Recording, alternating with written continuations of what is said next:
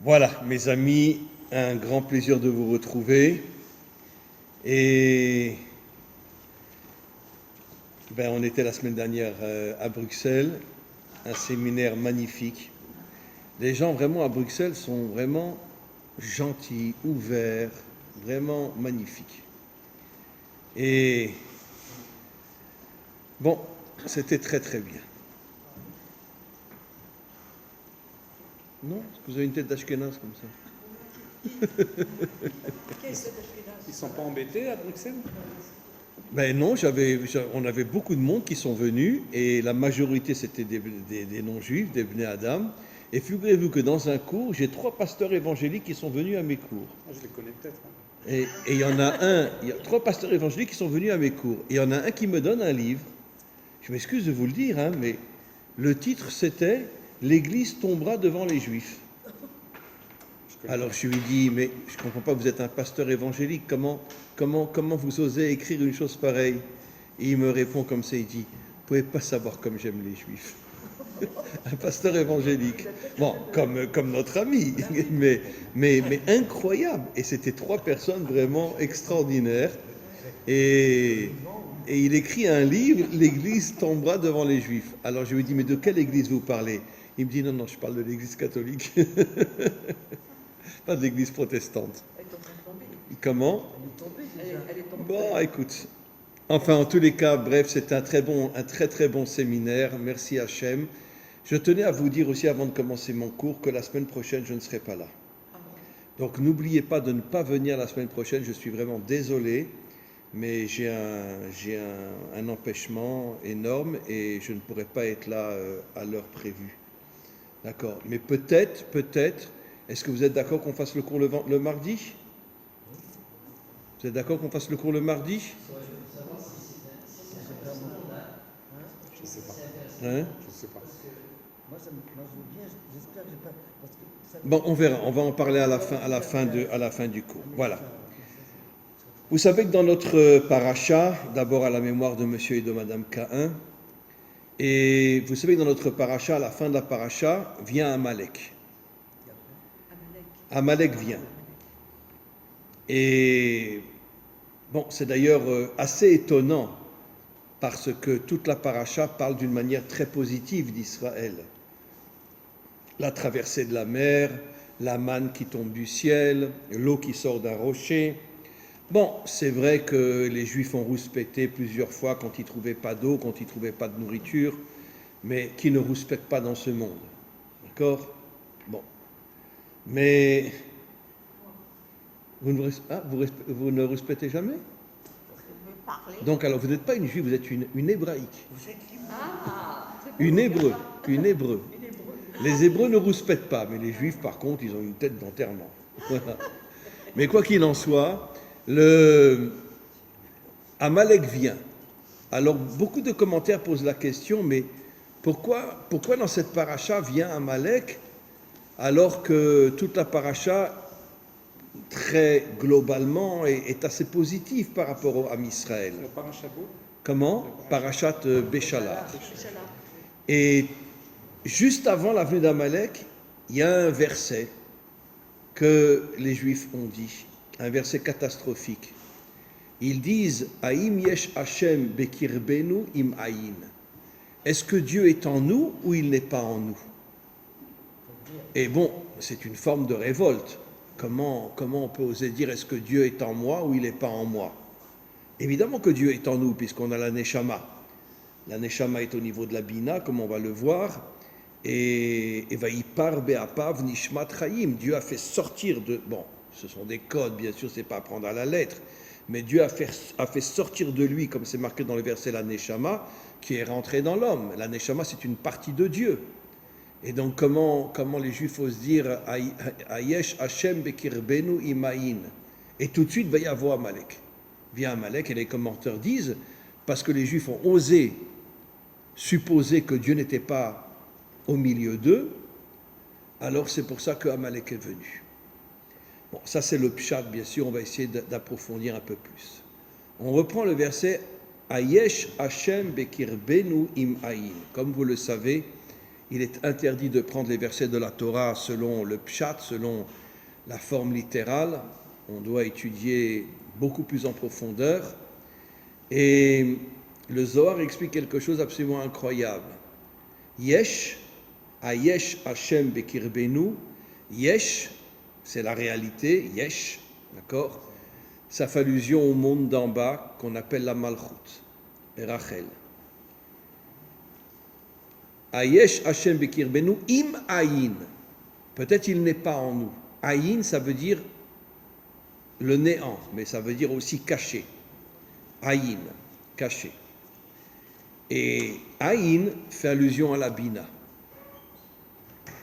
Et pourquoi? Parce que la Bina est un attribut complètement caché, puisqu'il est au-dessus de ce monde. Le monde a été créé en 7 jours, la Bina est la 8e sphira qui est complètement cachée. On l'appelle le Or Haganuz, la lumière qui est cachée dans le monde matériel qui se dévoilera au moment du Mashiach. Et donc, si on creuse plus profondément, finalement, ils ont refait la faute de Adam Arishon. Parce que c'est quoi la faute de Adam Arishon?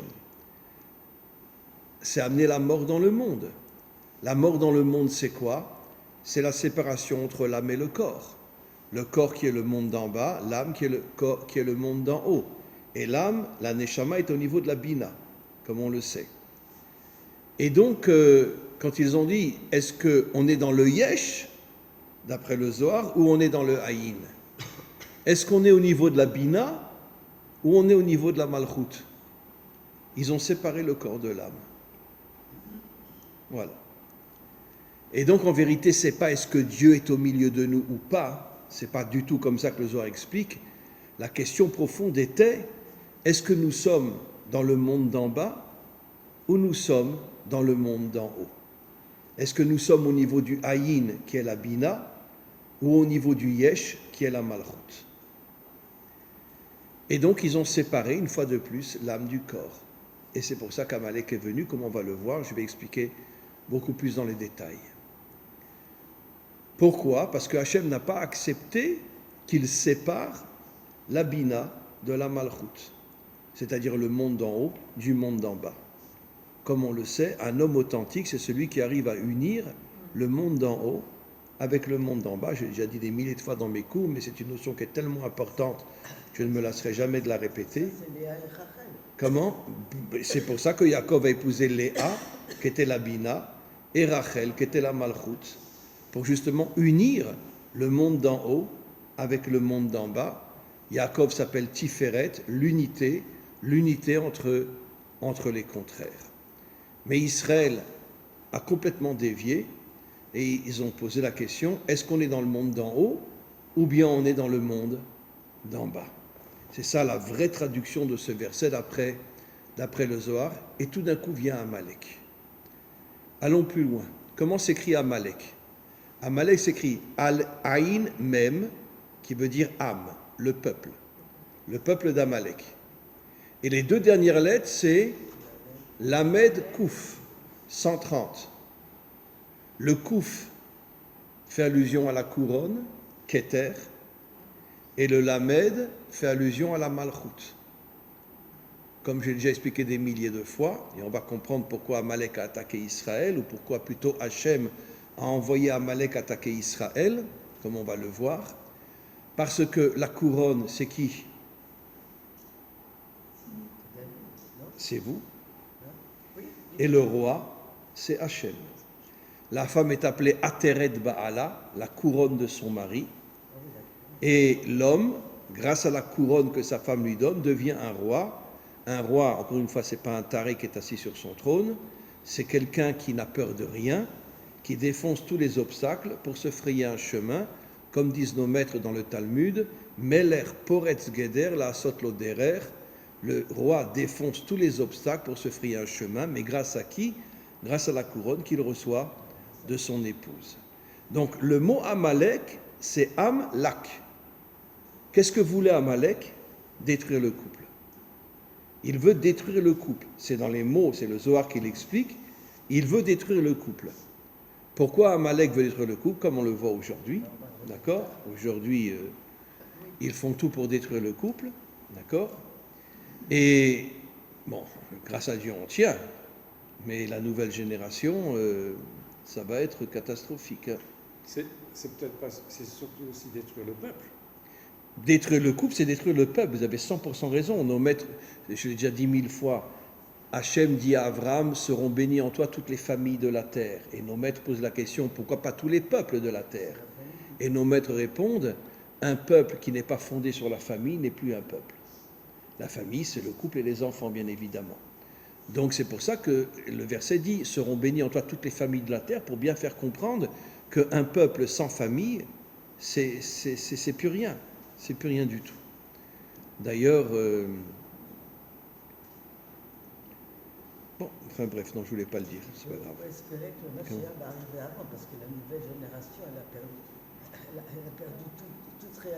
tout sens de la réalité. Oui, mais je l'ai rencontré la semaine dernière, il m'a dit qu'il cherchait son âne, il ne le trouvait pas. Ah ben, faut l'aider. Tout le monde dehors, on va chercher l'âne. Oui, bon, mais c'est bon, on va chercher l'âne du Mashiach alors.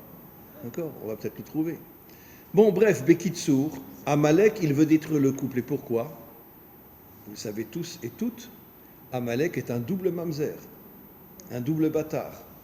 Son père, qui était la plus grande crapule de tous les temps, a couché avec une femme mariée, la femme d'un roi. Ils ont eu une fille, et cette ordure, il a couché avec sa fille, et après il a eu Amalek. Ce qui veut dire que Amalek est le produit d'une double faute, adultère et inceste. L'inceste est beaucoup plus grave qu'un adultère, parce qu'aller avec une femme mariée, c'est beaucoup moins grave, c'est catastrophique, mais c'est quand même moins grave que coucher avec sa fille. Et donc quand ils ont une fille, il a couché avec sa fille et Amalek est sorti de là. Elle s'appelle comment la fille? Timna. Timna. Et d'ailleurs, Timna a voulu après rejoindre la famille d'Israël. Mais malheureusement, Abraham, Isaac et Jacob savaient que c'était elle-même, elle était mamzer, puisqu'elle était issue d'un inceste, d'un adultère, et donc ils ne l'ont pas acceptée. Comment? Adultère et inceste. Non, c'est-à-dire, au départ, elle est la fille d'un adultère. Son père a couché avec une femme mariée. Mais après, son père a couché avec elle pour faire naître Amalek. Ça veut dire qu'en vérité, oui, d'une certaine manière, oui, elle était double. Oui, d'une certaine manière, elle était double. Les filles de Lot, ils ont couché avec leur père aussi. Qui? Les filles de Lot. Oui, mais bien sûr. Oui. Bon, mais elle, c'était différent parce qu'elle pensait que le monde était entièrement détruit et elle voulait continuer. Elles avaient une bonne pensée. Elles avaient une bonne pensée, bien que, bon, coucher avec son père, c'est sûr que c'est très grave. Mais elle pensait que le monde était entièrement détruit. Elle ne savait pas que c'était uniquement Sodome qui était détruit, comme disent nos commentaires. Et donc, comme Amalek, c'est un double mamzer, adultère et inceste, il avait en lui, on dit qu'un mamzer n'a pas d'âme, il n'a pas d'âme, il n'a que des forces négatives en lui, et donc il voulait détruire le couple. Il voulait détruire le couple, et c'est pour ça qu'il s'est attaqué à Israël, quand Israël a osé dire, est-ce qu'on est en haut ou est-ce qu'on est en bas? Ça veut dire, est-ce qu'on est que avec l'âme ou on n'est qu'avec le corps? À ce moment-là, Amalek attaque. Maintenant, donc, on voit que Amalek, tout son travail, c'est encore une fois de détruire le couple, détruire la famille, comme malheureusement on le voit aujourd'hui d'une manière véritablement catastrophique. Mais c'est Que... le Safek. Comment? Amalek, c'est le type du Safek. Il met le doute. Oui, Amalek veut dire aussi le doute. Mais justement, le doute, est-ce qu'on est en haut ou est-ce qu'on est en bas? D'ailleurs, dans le dernier verset d'Amalek, c'est marqué « Kiyad al-Kes-Ya, al-Kes-Ya ». Kes, c'est le qui sait. Ya, c'est les deux premières lettres d'en haut. Ça veut dire que qu'est-ce qu'il dit à Amalek? Il dit à Dieu, reste dans la synagogue, il faut nous la paix. D'accord? Reste dans la synagogue, il faut nous la paix. Ça veut dire ne rentre pas dans nos affaires, ne rentre pas dans le monde réel. Reste dans la synagogue, il faut nous la paix. C'est pour ça qu'il n'y a que le Yud et. Yud et, ça veut dire c'est Dieu tel qu'il est en haut, ou quand il est dans la synagogue, ou dans une église, ou dans une mosquée. Mais ne t'occupe pas de nos affaires à nous. Voilà. Et donc, on va essayer d'aller un petit peu plus loin maintenant. Comment? C'est ce qu'on a ici aujourd'hui. C'est dans le monde entier. Je vous signale que dans beaucoup d'écoles en Israël, je l'ai déjà dit, je sais, rentrent des homos et des lesbiennes et enseignent aux enfants, d'accord, si vous voulez être homo ou lesbienne, il n'y a aucun problème. C'est-à-dire que le directeur de l'école laisse rentrer des homos et des lesbiennes dans les écoles en Israël pour qu'il leur enseigne que si vous voulez devenir homo ou lesbienne, il n'y a aucun problème. Mais je pense que ça doit être dans d'autres écoles aussi, partout dans le monde. Mais en fait, Voilà. ils expliquent comment ils font comment ils leur coupent pour ceux qui veulent devenir femmes, comment ils leur coupent tout. Mais bien sûr. Ben oui, et comment on appelle ça, les transferts? Comment on appelle ça? Transgenres. Il faut pas chercher à imaginer. Transgenres. Ah oui, ça fait. Transgenres. Ben, je vous signale qu'il y a un Haridi en Amérique, un ultra-orthodoxe, avec chapeau, barbe et papillote, qui s'est marié avec un transgenre. Un homme qui s'est transformé en femme. Voilà. C'était dans les journaux pendant plusieurs jours. Voilà. Et quand ils ont appris qu'il était marié avec un transgenre, ils l'ont sorti des synagogues, ils ont dit tu rentres plus dans la synagogue. Et le rabbin qui les a mariés? Comment? Et le rabbin qui les a mariés? J'imagine que ça doit être un rabbin libéral, à mon avis. Ça ne peut pas être un rabbin orthodoxe qui les a mariés.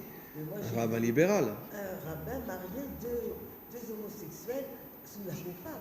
Je ne l'ai pas vu en vrai parce qu'on l'a envoyé. Oui, ce sont les libéraux qui marient, qui ramient. Ah, oui, mais je suis... Ben, vous savez, il y a quelques mois, j'étais au Gan Saker.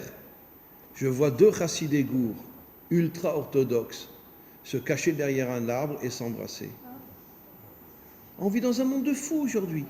Deux ultra-orthodoxes se cacher derrière un arbre et s'embrasser. Ben, je sais, on vit dans un monde de fous. Mais c'est ça, Amalek. Amalek, il veut détruire complètement la famille, il veut détruire le couple, il veut tout détruire. Pourquoi? Pour empêcher justement que le monde puisse se reconstruire. Alors on va continuer un petit peu plus loin. Moshe dit à Yahushua, toi tu vas te battre physiquement contre lui, et moi je vais prier pour influencer Dieu de nous aider et de pouvoir vaincre Amalek, parce qu'Amalek était extrêmement fort. Il avait une armée d'une puissance inimaginable, et pourtant Yahushua a gagné, grâce à la prière de Moshe, mais Yahushua a gagné. Maintenant, il y a quelque chose de très, très, très intéressant. Vous savez que nos maîtres disent dans le Talmud, Pne Moshe ke pne Chama. Le visage de Moshe ressemble au soleil. Pne Yahushua ke pne Levana. Le visage de Yahushua ressemble à la lune.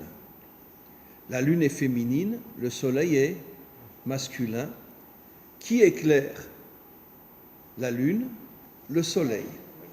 Voilà. Donc, je vais dire deux choses très importantes. Qui s'est battu physiquement contre Amalek? Yahushua. Yahushua représente la lune, la dimension féminine. Évidemment que c'était pas un homo ni une lesbienne, mais il avait dans son caractère une dimension féminine. Il représente la lune. Oui. C'est quelque chose d'absolument extraordinaire. Qu'est-ce qu'on voit de là? On voit de là, comme disent nos maîtres, que l'homme représente l'homme authentique. Le premier qui m'en trouve un, il a gagné. L'homme authentique représente le monde d'en haut. La femme représente le monde d'en bas. Et le monde d'en bas, c'est le monde de l'action. Oui. Vous savez ce que dit le rabbi de Lubavitch dans un Mahamar, qu'un jour j'enseignerai? Il dit comment la délivrance, le corps sera au-dessus de l'âme. Ah oui, ça, le corps sera au-dessus de l'âme. Comme ça, le rabbi de Lubavitch ose dire. Or, le corps, c'est la femme, puisqu'elle est dans le monde d'en bas. L'homme authentique est plus connecté à l'âme. Il étudie la Torah, il accomplit les commandements, etc. Je parle de l'homme authentique. Mais l'action. Comment? On a besoin de l'action, il faut bien qu'elle vienne de quelqu'un. Oui. Si il est là-haut, il faut bien que la femme... C'est pour ça qu'Hachem a dit à Avram, Kol ma she'omar lecha Sarah shma bekola. Et qu'est-ce qu'elle voulait faire? Elle voulait jeter Agar et Ishmaël. Avram ne voulait pas. Et Hachem lui dit, non, non, écoute ta femme. Mais en vérité, elle ne voulait pas les jeter pour leur faire du mal. Parce qu'elle savait que Ishmaël ferait teshuva justement s'il n'est plus dans la maison d'Avram. Et on voit à la fin de la Parshat Chayei Sarah que Ishmaël a fait une teshuva inimaginable et il est devenu un tzaddik inimaginable. C'est pour ça qu'aujourd'hui, à 80%, les musulmans sont complètement infiltrés, comme Israël. Les descendants d'Ishmaël sont minoritaires. Et tous ceux que... Comment? C'est Sancheriv, il a mélangé tous les peuples. Et donc tous ceux qui sont arrivés dans le Proche-Orient, ont pris la religion musulmane. Vous avez fait un cours il y a très très longtemps sur les Philistins, comme quoi c'était la 11e Keter. et que c'était les plus dangereux. C'est les plus dangereux. Même David n'est pas arrivé à repousser les Philistins. Ils sont installés sur le territoire de Yehuda. Même David n'est pas arrivé. Il s'est battu contre eux, des fois 1 contre 200, et il les gagnait. Mais les Philistins ne bougeront pas jusqu'à l'avenue du Mashiach. Il n'y a que le Mashiach qui va arriver à faire sortir tous les Philistins de la bande de Gaza. Il n'y a que lui qui arrivera à le faire. David avait l'âme féminine. David avait une âme féminine aussi. C'est marqué clairement dans le Zohar, Nishmata, Nishmat Nukva. Alors attention, ne le comprenez pas mal, cher ami. C'est pas qu'il était féminin, David était un guerrier, mais qu'est-ce qu'on comprend de là? David, c'est un guerrier, il a une âme féminine. Yoshua est un guerrier, c'est lui qui va conquérir la terre d'Israël, la terre de Canaan, et il a une âme féminine. Pourquoi? Parce que la féminité, c'est pas uniquement la féminité comme vous êtes vous. La féminité, c'est le monde d'en bas. Et le monde d'en bas, c'est le monde de l'action. Et donc, quand un homme est un homme d'action, comme David, ça prouve qu'il a une certaine féminité en lui qui représente le monde d'en bas. Donc, Yahushua se bat contre Amalek et il arrive à l'affaiblir et Amalek s'en va.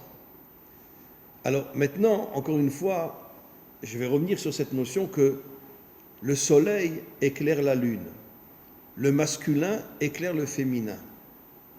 Ben, je suis désolé, il y a une très très grave erreur dans ce texte-là. Parce que qui c'est qui éclaire l'homme? C'est la femme. Le Talmud dit la femme est la couronne de l'homme, elle est la bénédiction de l'homme et elle est la force de l'homme. Parce que la femme est connectée à la bina et donc elle est la force de l'homme. Ça veut dire que les 3 qualités que l'homme reçoit, il les reçoit de son épouse.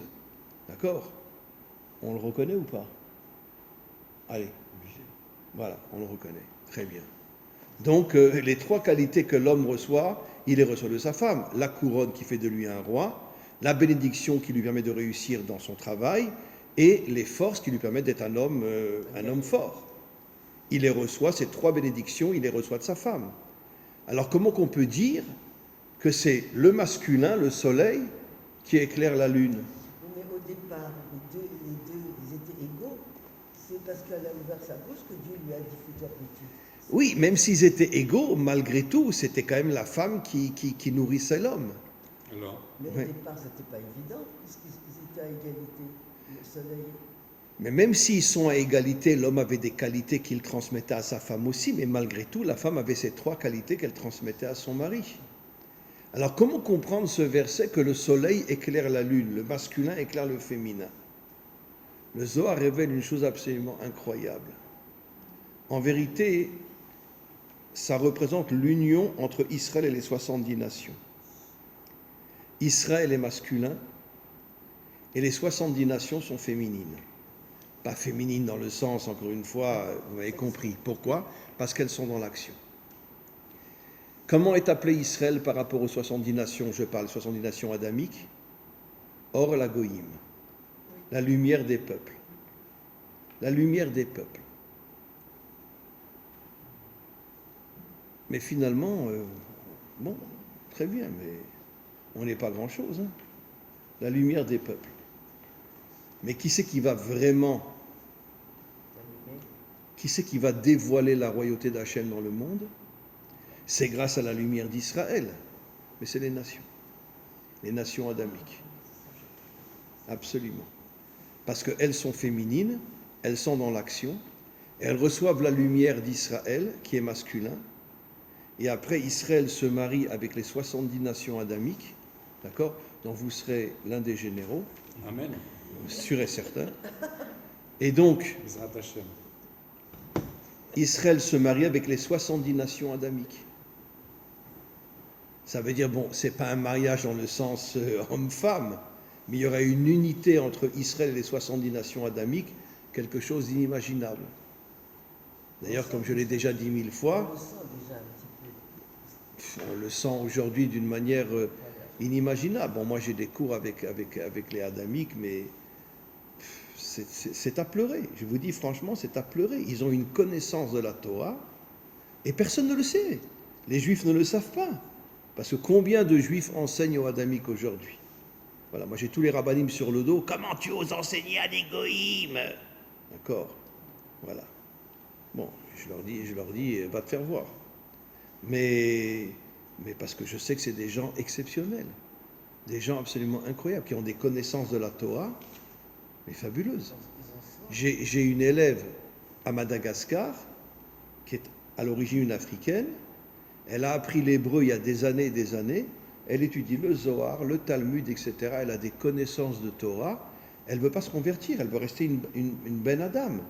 Mais n'oublions pas que quand Dieu a proposé la Torah à Israël, il l'a proposé aux 70 nations adamiques. Et qui c'est qui dit Ki mitzion tetze Torah ou dvar Hashem Yerushalayim? Ce sont les adamiques qui disent ça, ce n'est pas les juifs. Nous, on n'est que la lumière des nations. Et regardez maintenant, on le voit du verset Ve'aya Hashem le meler al kol haaretz. Pas marqué al haaretz. Haaretz fait allusion à Eretz Israël. Al kol haaretz. Qui c'est qui va agir pour se battre contre tous les méchants de ce monde et qui vont dévoiler la royauté de Dieu dans ce monde? C'est grâce à la lumière d'Israël, c'est vrai, je dirais grâce à la Torah d'Israël qui se diffuse dans le monde entier. Mais qui c'est qui va agir réellement pour pouvoir dévoiler la royauté de Dieu dans ce monde? C'est pas Israël, c'est les 70 nations adamiques. C'est pour ça que c'est eux qui disent Ki mitzion tetze Torah ou dvar Hashem Yerushalayim. Je ne parle pas des 70 nations adamiques qui reviendront à la Torah, bien évidemment. Je ne parle pas de la Torah juive. Chaque peuple aura sa propre Torah.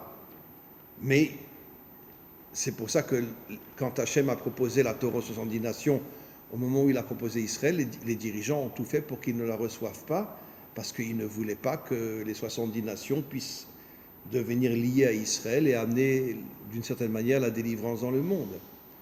Donc maintenant on comprend. Ça voudrait dire donc qu'il y a plusieurs Torahs? Oui, il y aura 71 Torahs.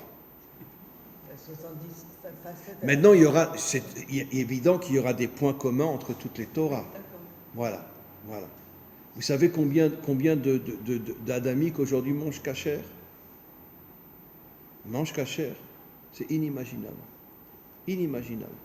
Nous, on a personnellement des amis qui veulent rester adamiques, mais ils mangent kasher. Et même l'homme, il est circoncis. Ouais. Je connais beaucoup de adamiques qui sont circoncis. Et encore plus qui mangent kasher.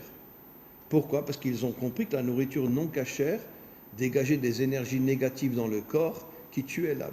Surtout maintenant qu'ils vont mettre des hannetons et des alluvions. Comment?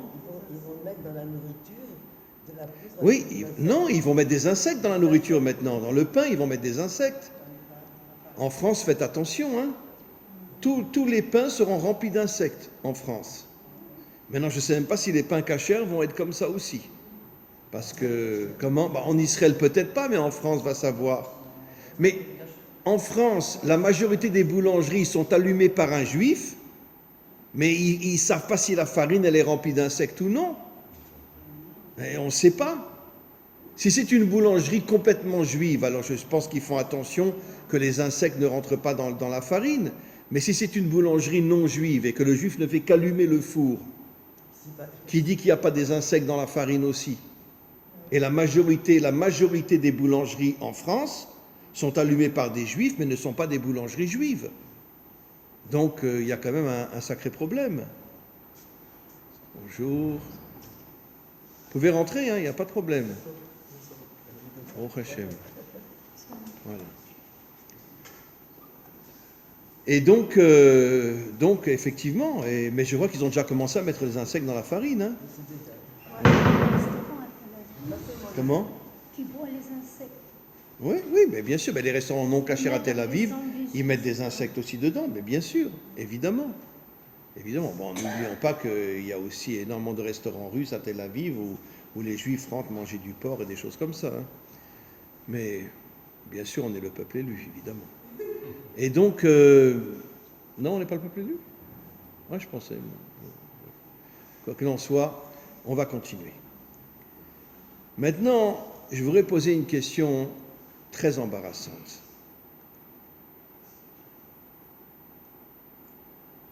Je vais d'abord dire quelque chose d'autre que des juifs orthodoxes m'ont raconté quand j'étais à Slobodka il y a une quarantaine d'années. Et puis après, je l'ai lu dans d'autres articles aussi. J'ai honte de vous le dire. J'ai honte de vous le dire. J'ai honte de vous le dire.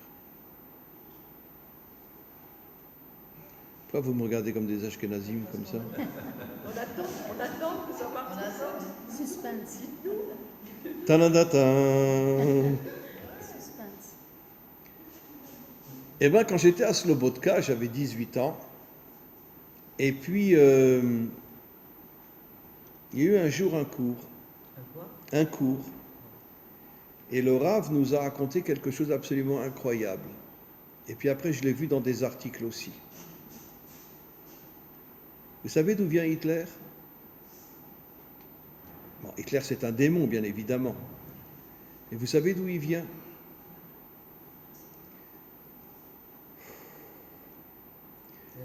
Son arrière-grand-mère était très jeune et très belle. Elle avait une vingtaine d'années. Elle travaillait dans une maison juive. À cette époque-là, surtout pendant la guerre 14-18, comme on le sait, vous m'avez amené dans des cimetières juifs et des cimetières allemands où on voit une croix à Magen David, une croix à Magen David dans la région de Lille.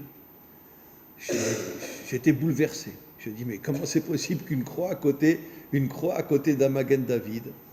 Et mon ami m'a répondu parce que les Juifs et les Allemands à cette époque-là étaient des frères. C'est après, quand Hitler est venu, que tout a changé.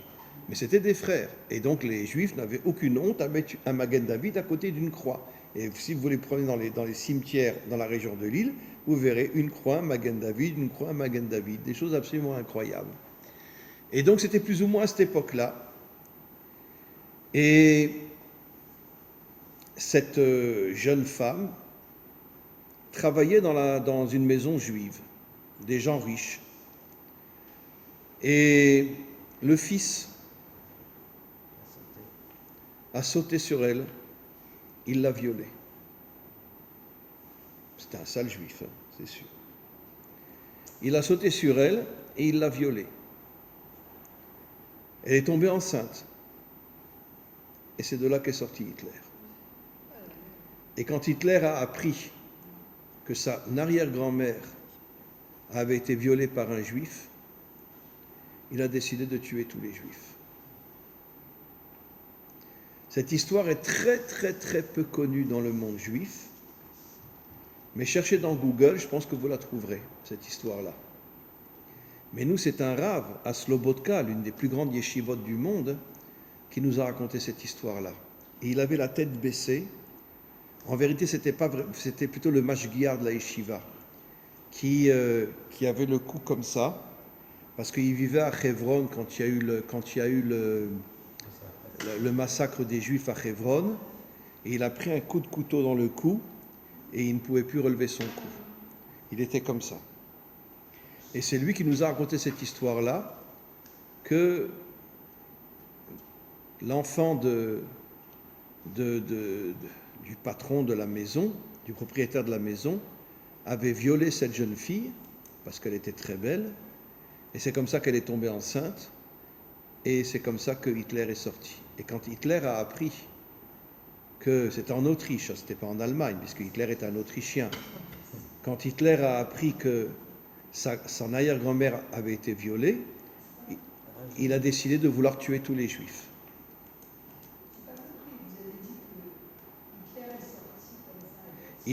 C'était le petit-fils de son arrière-grand-mère. C'était le petit-fils de son arrière-grand-mère, et il a appris, c'est son arrière-grand-mère qui lui a appris Elle lui a dit, sache, mon petit-fils, que j'ai été violé par un juif et tu es un des descendants de ce viol-là. Et Hitler est devenu complètement fou et c'est comme ça qu'il a décidé de massacrer tous les juifs. Mais pourtant, C'est l'une des raisons, je ne dis pas que c'est la seule raison, mais c'est l'une des raisons. Alors, est-ce que cette histoire est vraie ou elle n'est pas vraie? J'en sais rien. Mais moi, j'ai eu quand même la chance que ça soit un grand raf qui m'a raconté cette histoire-là. j'ai entendu des modulations sur cette histoire. La famille, après, s'est occupée de ses études, s'est occupée vraiment, sincèrement. Ah, vous la connaissez cette histoire? Vaguement, j'ai entendu parler de ça. Mais beaucoup de juifs ont entendu parler de cette histoire-là. Que Hitler était le descendant d'un viol entre un juif et son arrière-grand-mère. Oui, mais on a fait Oui. beaucoup de choses après pour Oui. la famille a reconnu son erreur, a assuré son Ah oui, bien sûr qu'elle a reconnu. Mais j'imagine que le père, il a dû jeter son fils de faire une chose pareille. C'était horrible. Oui, ben, ils n'ont Mais pas- le fils était une ils n'ont crapule. pas lâché comme ça dans la nature. Voilà. Ouais. Bon, n'oublions pas qu'à cette époque-là, tous les juifs en Allemagne et en Autriche étaient complètement assimilés. Il n'y avait pas de juifs pratiquants à cette époque-là. Enfin, c'est pas Donc- un cas particulier de violer la servante. Hein. Comment? Dans toute l'histoire, les maîtres ont souvent violé leur... Mais évidemment, mais le problème là, c'était un juif avec une non-juive, avec une autrichienne, et j'imagine que ça a dû détruire Hitler d'apprendre ça, et c'est pour ça, c'est une des raisons qui l'a poussé à vouloir exterminer tous les juifs. Parce que qu'est-ce qui lui a pris de vouloir exterminer tous les juifs? Pourquoi? Pourquoi? Il était très jaloux aussi, parce que les Juifs réussissaient beaucoup dans ces pays-là. C'est vrai qu'en Allemagne et en Autriche, vous avez raison. C'est vrai qu'en Allemagne et en Autriche, comme en Turquie. Pourquoi Erdogan, il adore les Juifs en Turquie? Parce que c'est les plus grands financiers de Turquie. C'est les plus grands financiers de Turquie. Et donc, il n'a pas d'autre choix que de les protéger et de les couvrir d'une certaine manière, parce que c'est les Juifs en Turquie qui sont au summum de la finance turque. Et c'était pareil en Allemagne et en Autriche. Une fois que les Allemands ont accepté, c'est les premiers qui ont accepté les Juifs. Non, les Espagnols. Comment? La fortune de l'Espagne a été faite par les Juifs. Oui, dans beaucoup de pays et en Amérique aussi d'une certaine manière. C'est pour ça qu'aujourd'hui, l'antisémitisme monte en Amérique d'une manière inimaginable. Mais en tous les cas, bon. Donc, Hitler, d'une certaine manière, je dirais pas qu'il était juif, puisque juif c'est du côté de la mer. Mais il avait malgré tout du sang juif en lui. Sa mère, Comment? c'était sa mère. C'était son arrière-grand-mère. Arrière-grand-mère. Il avait malgré tout du sang juif en lui. Mais on dit que les mariages mixtes, pourquoi c'est si interdit de se marier avec des non-juifs? C'est justement parce qu'il paraîtrait qu'à le pied à la fin, ils aimaient vivre colle à son autre et colle à... Oui, mais Donc c'est bien qu'il y a un problème. en vérité, pourquoi le mariage non juif est interdit? Parce que si tu te maries avec une femme non juive, comment tu vas pouvoir manger cachère? Comment tu vas... Bien que il y a beaucoup de femmes non juives qui cuisinent cachère, etc., pour honorer leur mari, aujourd'hui de plus en plus. Mais d'un autre côté, bon, il y a des problèmes, parce que d'après la loi d'Israël, on ne peut pas laisser un non juif cuisiner, allumer le gaz et cuisiner, etc. Bon, ce sont des lois qui sont des rabbanan, ce n'est pas des lois minatora. Et malgré tout, ce sont des lois quand même. Et donc mais il y a énormément de non-juifs qui sont mariés, des juifs qui sont mariés avec des non-juifs et qui mangent du porc et qui mangent du jambon beurre, etc. Aujourd'hui, excusez-moi de le dire, mais la majorité des juifs ne sont pas chômeurs Shabbat et ne sont pas dans la cacheroute aujourd'hui. D'accord? Et ne parlons pas des Ashkenazim. Après la Shoah, 99% des Ashkenazim ont décidé de cracher au visage de Dieu après tout ce qu'ils avaient vécu, et je les comprends, hein. Après ce qu'ils avaient vécu à Auschwitz et Treblinka et dans les autres camps, ils ont dit à Dieu, va te faire foutre, et ils ont fait exprès de se marier avec des non-juifs pour se déconnecter du judaïsme. Je les comprends après ce qui s'est passé. Je les comprends. Mais c'est passé la Et vous savez que, je m'excuse de le dire, mais bon, ma mère qui a perdu toute sa famille pendant la Shoah, elle était à Paris, elle a été cachée dans une famille catholique qui l'a protégée, etc. Bon, après, sa grand-mère qui a survécu est revenue la chercher. Et bon, je sais qu'elle ne m'en voudra pas si je dis ça, mais elle était tellement écœurée d'avoir perdu toute sa famille qu'elle a décidé de se marier avec un goy.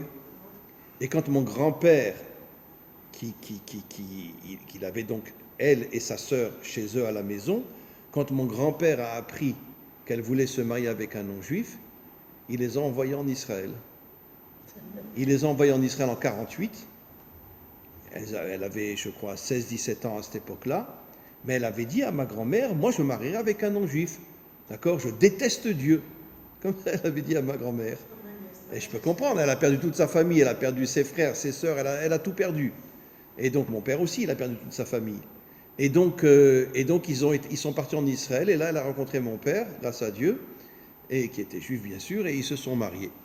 Mais si elle était restée à Paris, si le grand-père avait décidé de ne pas les envoyer en Israël, peut-être qu'elle se serait mariée avec un non-juif. Vous savez, vous n'imaginez pas le nombre d'Ashkénazim qui ont vécu la Shoah, qui se sont mariés avec des non-juifs pour cracher au visage de Dieu, pour dire va te faire foutre, après tout ce que tu nous as fait. D'accord ? Et donc, bon, c'est pas des choses faciles à comprendre. Je reviens maintenant. Non-assistance à personne en danger. Ben oui, non-assistance à personne en danger. Ne parlons pas tout ce que Mengele a fait sur des enfants, etc., à Auschwitz. Mais bon, bref, je ne rentrerai pas dans les détails. Maintenant, j'ai une question. Vous savez que Amalek est de la famille d'Israël. Oui, petit-fils Voilà. d'Ésaü. C'est le petit-fils d'Ésaü, c'est l'arrière-petit-fils de Yitzhak, l'arrière-arrière-petit-fils d'Abraham. Comment c'est possible? Comment c'est possible que Amalek, qui est Hitler, et si cette histoire que je raconte est vraie, eh bien, Hitler a des origines juives en lui, du côté de celui qui a violé son arrière-grand-mère. Comment c'est possible que Amalek soit de la famille finalement d'Abraham? Comment c'est possible? Comment on peut comprendre une chose pareille? C'est quand même quelque chose d'absolument incroyable. Incroyable. Alors je l'ai déjà dit, mais je vais l'expliquer de manière plus profondément. Le peuple le plus infiltré sur terre, c'est le peuple juif. On est infiltré comme on ne peut même pas l'imaginer. D'accord? Il y avait l'ancien ministre des Finances à l'époque de Lapide. C'est sûr et certain que c'est un agent du KGB. Je ne dirai pas son nom parce que j'ai peur d'aller en prison, mais bon, bref. Mais... Ça commence par un L. Oui. Et on ira tous les deux en prison alors. Mais bon, bref, c'est sûr que c'est un agent du KGB, il se fait passer pour un juif, mais c'est pas un juif du tout. Après tout ce qu'il a fait aux religieux, il leur a coupé tous les fonds, etc. Et donc, c'est sûr que c'est un agent du KGB. Mais bon, bref, c'est pas le seul, croyez-moi. Et donc, il y a une infiltration, pas seulement dans le peuple juif, dans tous les peuples. Vous savez, quand j'étais en Belgique, vous savez ce que les Belges m'ont dit? À tomber par terre. 50% de la population bruxelloise est musulmane. Oui. 50% de la population bruxelloise est musulmane. Ils n'ont pas un maire musulman, non? Comment? Ils n'ont pas un maire musulman? Peut-être, je ne sais pas. Mais en tout cas, les Belges m'ont dit 50% de la population musulmane à Bruxelles, mais j'imagine dans d'autres villes aussi, est musulmane. Et nous, quand on se promenait dans la rue, quand on allait à la synagogue pour donner des cours, vous n'imaginez pas le nombre de musulmans qu'on a croisés. Je ne dis pas que c'était méchant, hein. Je ne dis pas que c'était méchant. Mais je peux raconter ton histoire? Non, je ne raconte pas. Très bien. Allez, elle est magnifique cette histoire-là. Bon, très bien. Bon. Non, il y a des musulmans qui sont très gentils, qui sont très bien. Mais d'un autre côté, Ils ne manifestent pas contre les bandits qu'ils ont. il y a toutes les infiltrations, il y a tout ce qui s'est passé Shabbat, etc. Bon, il y a des infiltrations inimaginables et qui est né de Sancheriv, qui a mélangé tous les peuples. Quand les Juifs sont descendus en Égypte, les Égyptiens étaient tous africains à cette époque-là. Ils étaient tous noirs. Et après, quelques siècles après, Sancheriv, il a mélangé tous les peuples. Et dans tout le nord de l'Afrique, ils ne sont plus noirs. Parce que ce sont des peuples étrangers qui sont venus en Afrique. Et ils ne sont plus noirs. Bien que la majorité de l'Afrique est noire, mais eux ne le sont pas. Mais ce ne sont pas des vrais Égyptiens. Ce sont des peuples infiltrés qui ont été envoyés par Sanchériv. Alors maintenant, revenons. Comment on peut comprendre d'une manière beaucoup plus profonde que finalement Amalek est véritablement de la famille d'Israël? Et pourtant, Amalek, ce n'est pas notre ange gardien. Mais Esav aussi, c'est pas notre Et ami. vous avez 100% raison. Esav, c'est le frère jumeau de... Alors bon, on peut parler d'infiltration, c'est vrai. Mais quand je parle d'infiltration, je ne parle pas forcément d'un étranger qui rentre comme l'un des hommes les plus riches aux États-Unis. Le nom commence par un S. D'accord? C'est aussi un infiltré. Non, un S. Soros. C'est un infiltré. Sachez que pendant la Shoah, il a aidé les Allemands à tuer des milliers de Juifs. Des milliers de Juifs. Il était avec les Allemands et il dénonçait les Juifs dans les familles, etc., cachés. Il a fait tuer des milliers de Juifs. Aujourd'hui, il vit en Amérique, il se fait passer pour un Juif, mais tout le monde sait que c'est un infiltré. C'est pas un Juif, d'accord? Et donc, il y a énormément d'infiltrés dans tous les peuples aujourd'hui. Mais le peuple le plus infiltré sur terre, c'est le peuple juif. Nos maîtres nous disent dans le Zohar que de la même manière que 80% ne sont pas sortis d'Égypte, 80% des juifs ne sont pas des juifs. Ce sont des infiltrés. C'est pour ça que les prophètes parlent de Shérit Israël, le restant d'Israël, pour nous faire comprendre que finalement, il y a très très peu de juifs authentiques dans le peuple juif. Alors maintenant, revenons encore une fois à cette histoire-là. Comment on peut comprendre qu'Amalek est né dans une famille juive? Enfin, bon, à cette époque-là, ils n'étaient pas juifs dans le sens tel qu'on le comprend aujourd'hui. Mais comment qu'on peut comprendre une chose pareille? Alors bon, c'est vrai que d'une certaine manière, son père a été avec une non-juive, et donc forcément la fille n'était pas juive non plus, puisqu'elle venait d'une non-juive. Elle n'était pas juive non plus. Donc on peut dire qu'Amalek n'était pas juif non plus. Mais d'un autre côté, il fait partie de la famille d'Abraham. Et son père faisait entièrement partie de la famille d'Abraham. Son père qui était une crapule inimaginable. Comment c'est possible? Comment on peut comprendre une chose pareille? Alors, encore une fois, il y a le problème des infiltrations. Mais il y a un problème encore beaucoup plus profond que nous expliquent les commentaires. Je l'ai déjà expliqué, mais je vais l'approfondir. On sait que depuis la faute de Adam et Ève, le mal est rentré dans le bien, et surtout le bien est rentré dans le mal, et le mal est rentré dans le bien. Le mal est rentré dans le bien beaucoup plus que le bien dans le mal. Le bien dans le mal, c'est une minorité, mais le mal dans le bien, c'est une majorité. Et vous savez que Staline était marié avec une juive. Staline était marié avec une juive, qui était complètement assimilée, bien sûr, mais il était marié avec une juive. Et donc, il a choisi une juive parce qu'elle était complètement assimilée, mais c'était, malgré tout, elle était d'origine juive, même si elle mangeait du porc et des crevettes, mais en tous les cas, elle était complètement assimilée. Et il était quand même marié avec une juive. Donc, le mal est rentré dans le bien. Pourquoi?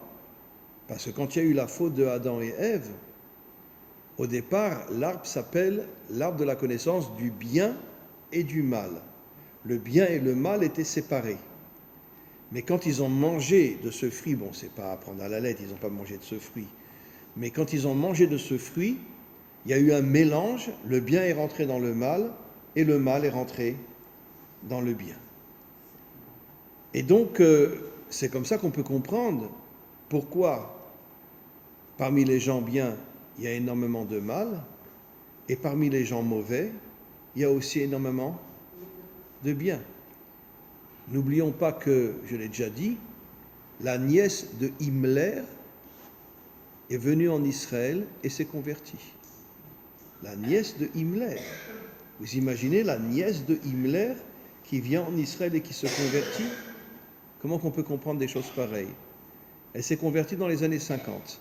Quand elle a appris ce que son oncle avait fait, elle était jeune pendant la Shoah, elle a grandi, elle a appris ce que son oncle avait fait, elle a décidé de quitter sa famille, de quitter l'Allemagne, de venir en Israël, et voilà. Vous savez combien il y a d'Israéliens à Berlin? Tartine. Très bien. C'est des Juifs? Non, impossible. Ça ne peut pas être des Juifs. Mais quoi qu'il en soit, beaucoup d'Israéliens sont aujourd'hui à Berlin. Pas seulement à Berlin, ils sont dans d'autres villes allemandes, etc., mais surtout à Berlin. Et la plupart sont des Ashkénazim. Comment des Ashkénazim qui ont perdu toute leur famille peuvent vivre à Berlin? Comment c'est possible? C'est de la folie. Donc ça prouve que ce n'est pas des Juifs. C'est évident que ce n'est pas des Juifs. Même si ils ont le titre israélien, ils n'ont pas d'âme juive. Donc encore une fois, le mal a infiltré le bien. Mais il y a quelque chose d'absolument incroyable que j'ai déjà expliqué. Quand on prend la valeur numérique du mot Nachash, le serpent, qui n'était pas un serpent bien sûr, et la valeur numérique du mot Mashiach, c'est la même valeur numérique. Et nos maîtres nous disent que le Mashiach fera faire teshuva au serpent. Il lui fera faire teshuva. Pourquoi? Parce que le serpent, c'est pas Amalek. Ça n'a rien à voir. Sur Amalek, il est dit Timchet Zecher Amalek, détruit entièrement Amalek. Pourquoi? Parce qu'Amalek n'est pas issu d'une famille normale. Et n'oublions pas que Esav, c'est nos maîtres qui le disent dans le Talmud, Esav n'avait des relations, Esav était un débauché total, il n'avait des relations qu'avec des femmes pendant la période des règles. Pourquoi? Parce qu'il ne voulait pas d'enfants. Il ne voulait pas d'enfants. Bon, après, il s'est marié avec la fille d'Ishmaël, qui était une fille exceptionnelle, et c'est là qu'il a eu son premier enfant, puis après, il a décidé d'avoir des enfants avec d'autres femmes. Mais pendant des années et des années, il allait avec des femmes en période de règles pour qu'il n'ait pas d'enfants. Il ne voulait pas d'enfants. Il ne voulait pas de famille. Et donc, c'était un violeur, quoi. Enfin, pas un violeur, les femmes acceptaient. Mais quoi qu'il en soit, c'était quand même quelqu'un, un débauché inimaginable. Et Sav aussi. Et son fils aussi. Donc, on voit que le mal rentre dans le bien. Mais comment c'est possible? Et je voudrais conclure sur cette notion-là. Comment c'est possible que le mal rentre dans le bien? Pourquoi le mal rentre dans le bien? C'est quand même bizarre, parce que dans le vagin, c'était le même sorti, tout était pareil. Quand est-ce que ça s'est passé, cette transformation? Quelle transformation? Les deux, Esav et Yitzhak, c'était le même temps. Parce que Yitzhak voulait sauver Esav. Yitzhak avait vu qu'il y avait un bon côté dans Esav qui se réincarnerait et dans David et dans le Mashiach. Il faut savoir que le Mashiach, c'est un descendant de Esav, du bon côté de Esav. Et de Caïn et du serpent. En vérité, le Mashiach va faire teshuva au serpent, à Caïn et à Esav. Mais pourquoi? Parce que le monde a été créé pour la teshuva. Mais encore une fois, comment le mal peut infiltrer le bien? Comment c'est possible? Comment le mal peut infiltrer? Comment le mal peut rentrer dans le bien sans qu'on le sache? Et comment le bien peut rentrer dans le mal sans qu'on le sache? Comme je vous l'ai déjà dit, jusqu'au Corona, j'étais rabbin à l'armée. Vous n'imaginez pas le nombre d'ultra-orthodoxes qui s'engagent à l'armée aujourd'hui. Ils ont compris qu'ils étaient manipulés, ils ont compris que leurs parents et tous les rabbinim voulaient uniquement qu'ils soient des gens qui restent toute la journée en train d'étudier, de prier. Ils en ont eu marre, ils ont quitté, ils sont très très religieux, hein, avec papillotes et tout, hein, mais ils sont rentrés dans les unités combattantes. Des gens exceptionnels, à qui moi j'ai enseigné pendant pas mal d'années. Et donc, comment c'est possible que le bien rentre dans le mal et le mal rentre dans le bien? Comment c'est possible? Alors je vais vous révéler quelque chose. En vérité, le vrai mal dans sa racine n'est pas le mal tel qu'on le comprend. Qui est la racine du mal? C'est le Satan. Et vous savez ce que le Talmud nous dit, je l'ai déjà expliqué, que le plus grand ami d'Abraham, c'est le Satan. Quand le Satan a vu qu'Abraham a surmonté les 10 épreuves catastrophiques qu'il a reçues sur la tête, il a dit, celui-là c'est un homme exceptionnel, je vais devenir son meilleur ami. C'est marqué dans le Talmud. Le meilleur ami d'Abraham, c'est le Satan. Mais en vérité, c'est quoi le Satan? En vérité, c'est quoi le Satan? C'est pas un homme méchant. C'est un homme qui est là pour éprouver les hommes, pour faire d'eux des guerriers, des soldats, des gens qui arrivent à surmonter les épreuves et qui arrivent justement à être forts. Comme dans les unités combattantes, il y a des entraînements. Et les entraînements sont très très très difficiles. Voilà. Et comme je l'ai déjà expliqué, j'avais un élève qui était dans Sayeret Matkal. Et un jour, bon, je sais que je l'ai déjà dit, mais c'est une histoire absolument de folie. Un jour, j'étais seul avec lui et il me dira, je vais vous montrer quelque chose.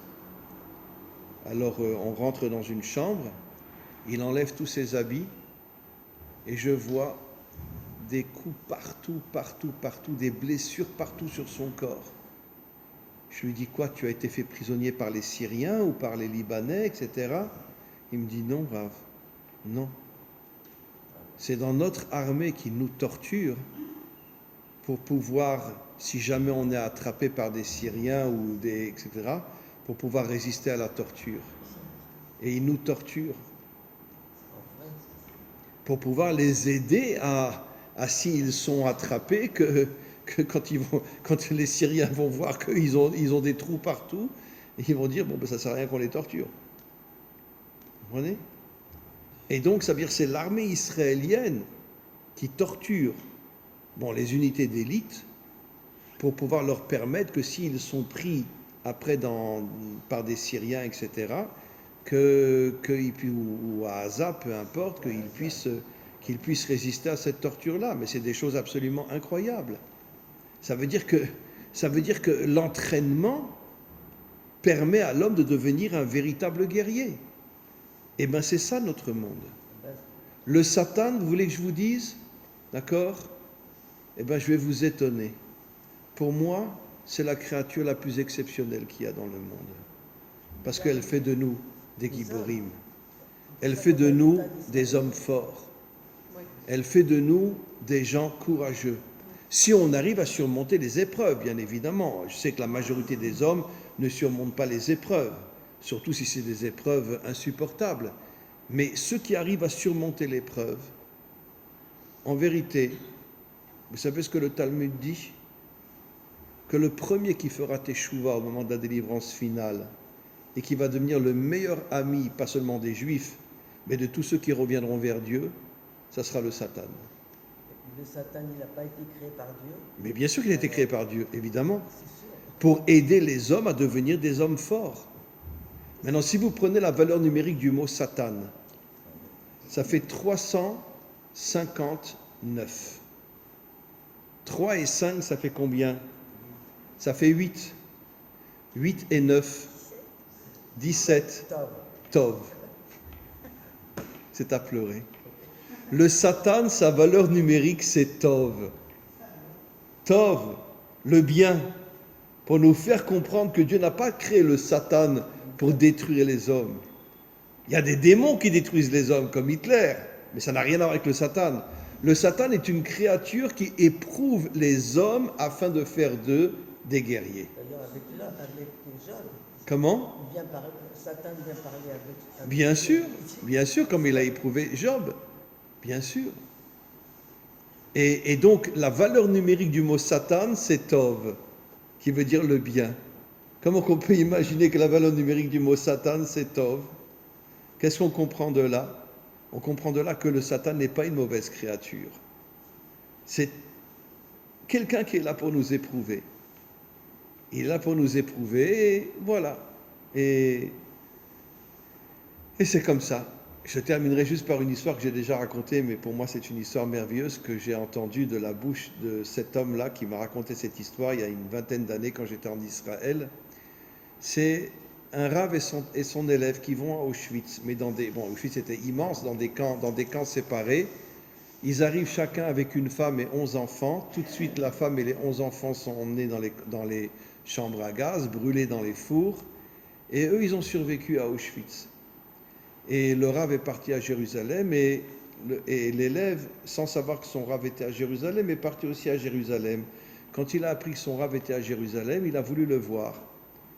Alors il rentre dans son bureau, ils sont l'un en face de l'autre, et ils se mettent à pleurer. C'est lui qui m'a raconté ça. Ils se mettent à pleurer pendant une demi-heure, en se rappelant ce qui s'est passé avec leurs femmes, leurs enfants, etc.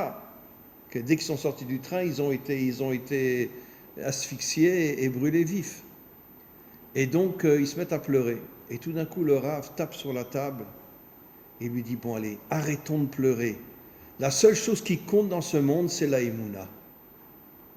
On ne comprend pas Dieu. Comment qu'on peut comprendre qu'il a tué notre femme et 11 enfants? Mais un jour, on comprendra ce qui s'est passé dans ce monde. Et la Emouna, c'est quoi? C'est une connexion à Dieu qui est complètement au-dessus de notre compréhension. Et le Rav a dit, allez, on arrête de pleurer, on se colle à la Emouna.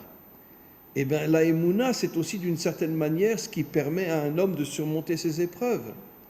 Parce que même s'il ne comprend pas tout ce qui lui arrive, même s'il a d'une certaine manière des reproches à l'égard de Dieu ou à l'égard du Satan, peu importe, mais quand on a la vraie Emouna, à ce moment-là, on se connecte à Dieu et un jour viendra où on demandera à Dieu de nous expliquer tout ce qu'il a fait et peut-être qu'on lui donnera une petite claque quand même, non? Non? Bon, très bien.